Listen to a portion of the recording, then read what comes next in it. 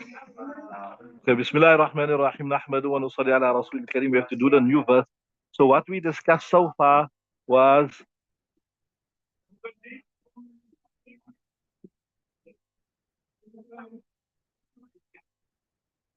what verse we doing, verse 150.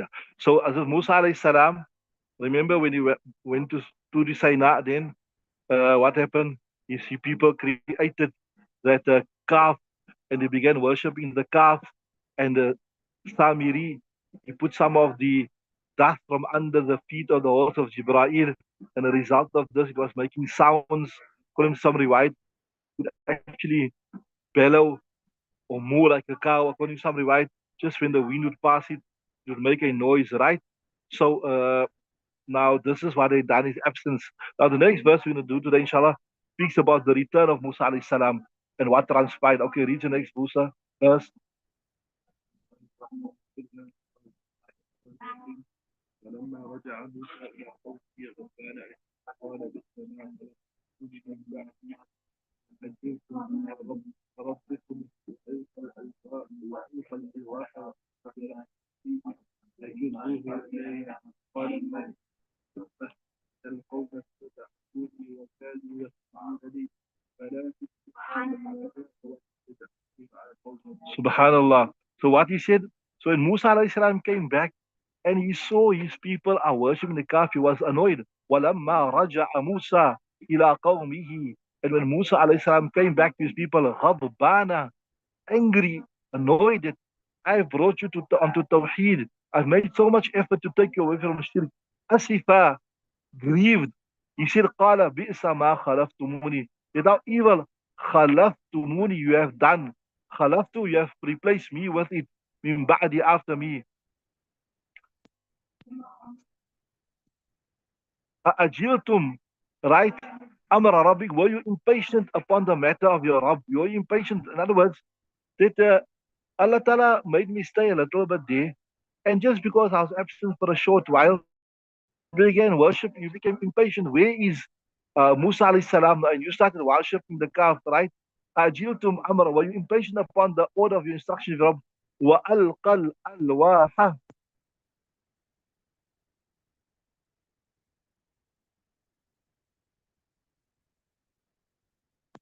وَأَلْقَى الْأَلْوَاحَ, he threw the tablets. Remember we said that he received those tablets there.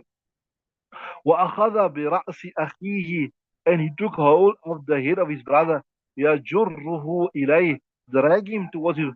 قَالَ ابْنَ أُمَّ, he said, O son of my mother, إِنَّ الْقَوْمَ اسْتَضْعَفُونِي, these people, they considered me weak, they took advantage of me.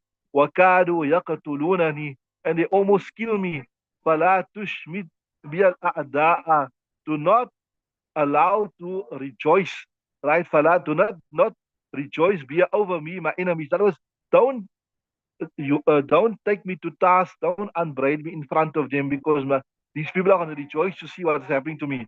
So do not let rejoice over me, be the enemies, right? So in other words, they're going to see me, I'm being unbraided, I'm being scolded, they're going to be happy, right? وَلَا تَجْعَلْنِي مَعَ الْقَوْمِ الظَّالِمِينَ, and do not make me, place me from amongst the oppressors, right? So when Musa alayhi salam returned to his people angry and sad, he said, how bad is the thing you've done in my absence? Oh, what you people done? So many years of effort to take you away from shirk. Now you're back on shirk. How did you act in haste against the command of my Rabb? Look, I only went to the Sinai on the instruction of my Rabb. He wanted to speak to me, and he kept me back for another 10 days, whatever. So why did you, I was only acting on his command. Why did you become impatient and start worshipping the calf? And he dropped down the tablets and grabbed the head of his brother, putting him towards him. He, Harun, said, "Oh, born of my mother," right? That is, we have got one mother. The people have taken me as weak and were about to kill me. So do not let the enemies laugh at me and not count me with the wrongdoers. So while the verse 150 describes the events followed by the arrival of Prophet Musa alayhi salam from the Mount of Sinai, it described that the Prophet Musa was extremely angry when he saw his people in a state of ignorance. It's reported that Allah informed him of their perversion on the Mount Sinai. Once Allah Ta'ala already informed him Now see, now once you hear about something, and as once you see it physically. So when you see it physically, then you so to say you blow a gasket, then you go mad, you go mad. You heard somebody's doing something. Now you see him doing it, right? So first he turned to his and said, "Bi'sa ma khalaqtum." How bad is the thing you have done in my absence? How did you act in haste against the command of your Lord? That is, you must have waited and you must have you. That is, you must have waited until the book of Allah Ta'ala came to you. Why you never wait? Why did you do your own thing? Why did you stop worshiping the cow? Why you never wait till I come? Why you never wait till I come with the book and with the Shariah, right?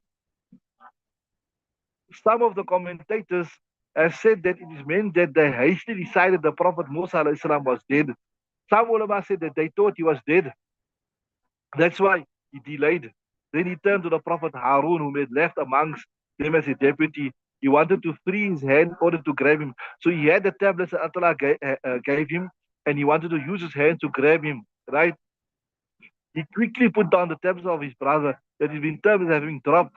The Arabic word used here is ilqa, means dropping down or throwing. This gives rise to a doubt that the Prophet Musa showed disrespect to the tablets of the Torah by throwing them down. It is obvious that throwing the tablets of the Torah was a great sin. And equally obvious is the fact that all the prophets are innocent of free of sins.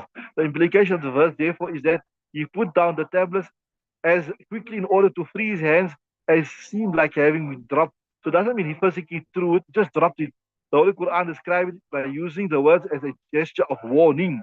So in other words, by putting down the tablets quickly, it was a warning for them.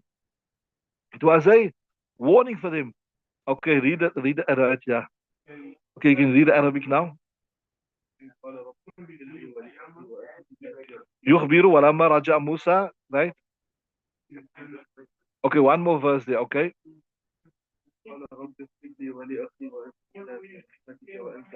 Yeah. Then he said, so now he said, قال رب اغفر لي ولأخي وادخلنا في رحمتك وأنت أرحم الراحمين.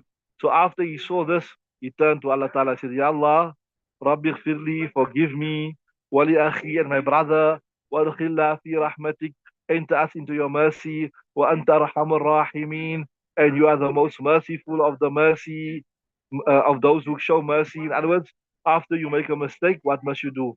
You don't try to justify. You turn repentant to Allah Ta'ala, and Allah Ta'ala will forgive you. Okay, so we have to do the English of this verse tomorrow, remember now? And then we start with the Arabic, right? Muhammad's name is here, we'll continue tomorrow. So, subhanallah.